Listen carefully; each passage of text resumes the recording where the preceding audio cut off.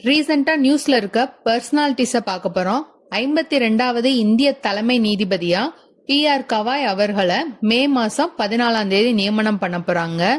இப்போ சிஜேஏ அப்பாயிண்ட் பண்றாங்க அப்படின்னா அதோட பேக்ரவுண்ட் என்ன, எப்படி சிஜேஏ அப்பாயிண்ட் பண்றாங்க, அமெண்ட்மெண்ட் எதுவும் இருக்கா, அதெல்லாம் நீங்க சேர்த்து படிக்கிற மாதிரி இருக்கும்.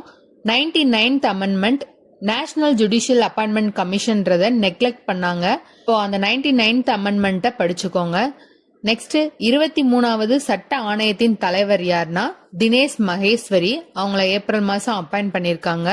நெக்ஸ்ட் பத்மபூஷன் விருது கொடுத்திருக்காங்க. மொத்தம் 19 பேருக்கு கொடுத்திருக்காங்க. இதுல தமிழ்நாட்டுல இருந்து 3 பேர் வாங்கியிருக்காங்க. அஜித் குமார், நல்லி குப்புசாமி, சோஃபனா, இவங்க 3 பேரும் தமிழ்நாட்டுல இருந்து பத்மபூஷன் விருது வாங்கினவங்க. 58வது ஞானபீட விருது இது யார் யாருக்கு தந்திருக்காங்க அப்படின்னா ஜகத்குரு ராம்பத்சாரியா மற்றும் குல்சர். டிஎன்பிஎஸ்சி எக்ஸாம்ஸ்ல இப்போ எந்த விருது எப்போல இருந்து கொடுக்க ஸ்டார்ட் பண்ணாங்க அப்படின்ற மாதிரி கொஸ்டின்ஸ் கேக்குறாங்க.